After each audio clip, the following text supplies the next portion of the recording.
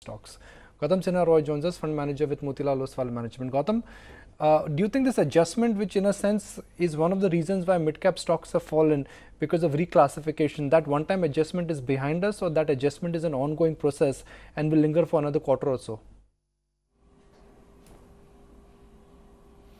I think most of the adjustment is done, Nikunj, but meanwhile what has happened also is that sentiments for mid-caps have turned negative, honestly. We are seeing that in deal flows too. Earlier, whenever there was a mid-cap IPO coming, everybody would be very excited. Now, suddenly no one wants to, does sometimes the same names too. Of course, valuation expectations are also very high. And what I have been maintaining since the beginning of this year is mid-cap valuation is too high to be sustained. Nifty 500 PE, trailing PE was +2 standard deviation when we started this year. There's no way that can be sustained, had to come down. So there would be reasons. Obviously the reclassification was a major reason, but it's like a domino effect. One reason creates some sentimental negative, which creates more downsides. So it's a process, it's on, it had to happen.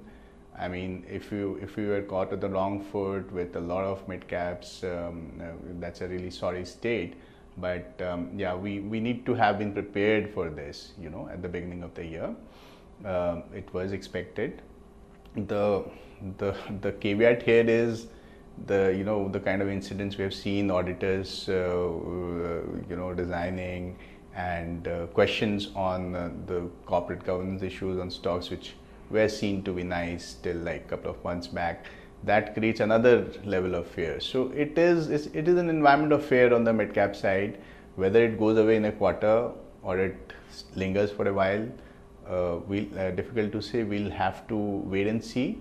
Meanwhile, continue to have a large cap bias, continue to have expectations lowered in terms of future returns is the way to approach this market.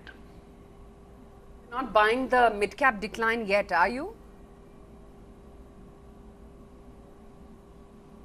Selectively, Asha, honestly, because we have our buying prices set in our mind, and where we see the prospective returns to be interesting enough. So that's how we'll always approach markets, and we'd be pretty much agnostic between mid caps and large caps. But yeah, it is foolhardy to be sitting with very expensive mid caps with earnings growth prospects not being very good. And unfortunately, what happens with mid caps again is that when things turn, liquidity also disappears very fast, right? So the exit is also not that easy. But yeah, we will be buyers at certain points of time. So definitely, that's something that we look forward to from a long-term perspective. You feel your pain, Gautam, over there. Sorry, just wanted to ask then, where is it that you're finding value right now?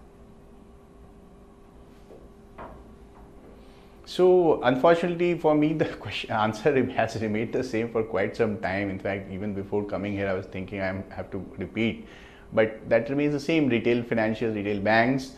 I think the corporate banks, there's practically one name only there now, but that becomes interesting now. Hopefully most of the NPA resolutions will be done in another year and a half. I'm being optimistic here. So once that is done, corporate banks get a leash of life, so that could become interesting. But meanwhile, I'm sticking with high quality retail banks where earnings growth visibility continues to be very strong. I also incrementally again I'm liking insurance space, life insurance as well as general insurance. Some time correction as well as a little bit of price correction has happened, and mind you, these are high growth franchises, they are longevated franchises where the penetration level of insurance in India, both general as well as protection, life protection, remains low. Life insurance companies in India, of course, also have the asset management angle to it, which of course is also an interesting story. So these are the spaces that I like. IT is one space that I have been adding aggressively this year. You can see from our portfolios. Three reasons for that: valuations being attractive. We were uncertain about the growth prospects earlier. We have seen growth bottoming out, US dollar revenue growth, and improving from there. That also helps. Plus, finally, and icing on the cake is that these guys are indulging in some very healthy capital return programs, and I'm talking about large cap IT here. So for those three reasons, we are incrementally also liking IT.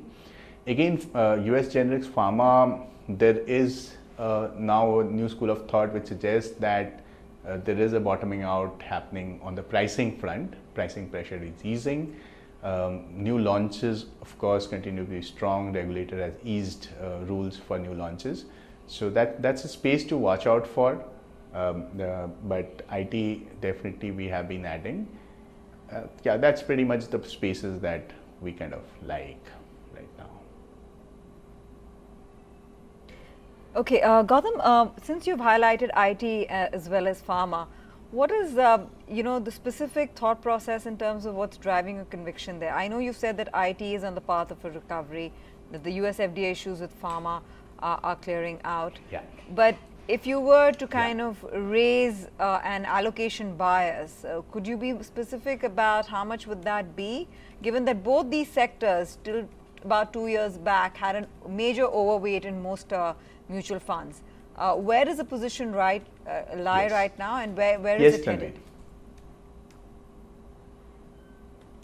Yes, Tanveer. So you're absolutely right. From being big overweights a couple of years back, they had fallen drastically for us. US generics and large cap IT had fallen to zero at one point of time, 1 year back.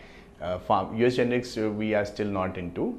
But in IT specifically, what we have seen is that the digital aspect of the business, or the new business like Mr. Sikka used to call it, is growing at a pretty robust pace, like 25-30%. And other than specific areas like large US banks, we are not seeing, we're actually seeing growth to be very high in double-digit dollar revenue growth, which is very encouraging.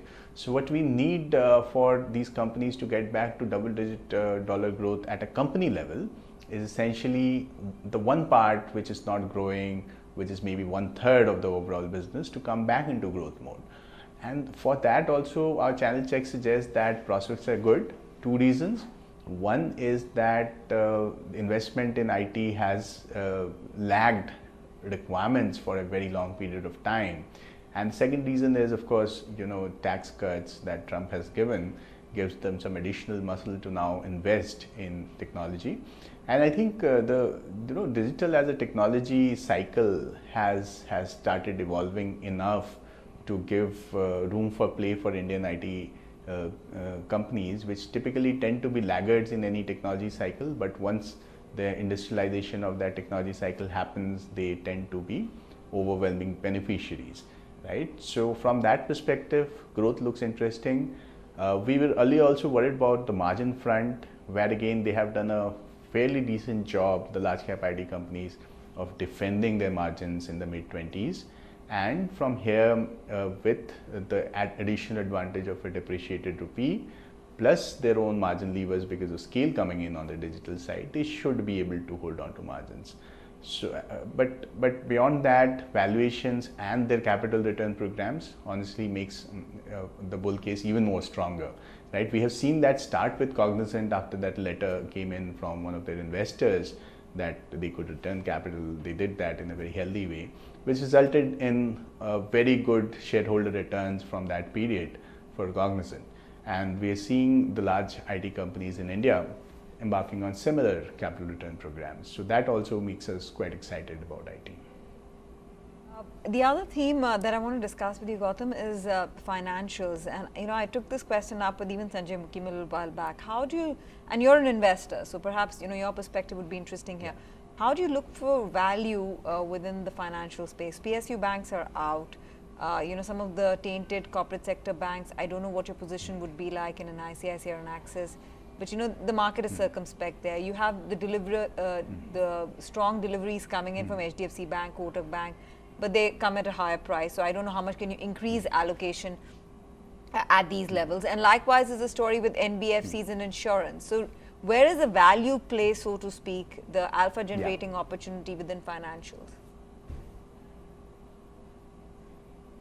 That's an excellent question, honestly. You are absolutely right. PSU banks, very difficult to take a positive call even now.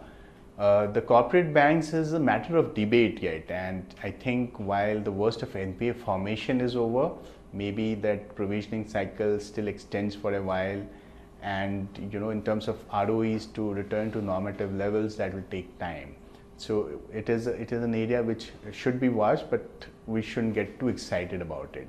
Now the hypothesis that's playing in our mind and which seems to be happening also is that the market share shift both in retail as well as corporate banking for the retail oriented private banks, right, that is accelerating, and that should result in, and we have seen the credit growth cycle also increasing. We have seen that bond yields have moved up, so the credit market is again somewhat shifting back from the bond market to banks. In this environment, banks obviously in a higher yield environment have their CASA advantage tends to kick in very aggressively, which helps them take market share on the lending side. In this environment, these good and clean banks without NPA issues are actually very well placed to grow very handsomely, and that is what essentially we're betting on. Valuations of course are not cheap, but they're not very expensive either, from either a historical perspective for these banks or from the fact that growth is going to be high. ROAs and ROEs are also pretty decent. So I think opportunities still remain on that side. Similarly for insurance, right, the longevity of growth and the quality of the franchises, the build-up of protection businesses, which are much higher businesses, is what makes us much more sanguine, even though valuations for them are rich. Sure. Again, in insurance, valuations are not rich across the board. There are specific stocks which are very expensive, but there are stocks which are not so expensive too. So you can be selective there. Selected there. All right, Gautam. Thanks very much for taking out the time to speak with us. Interesting conversation there. Appreciate your views and your insights. Have a good day. Yeah, you too. We'll take a break then, but when we come back,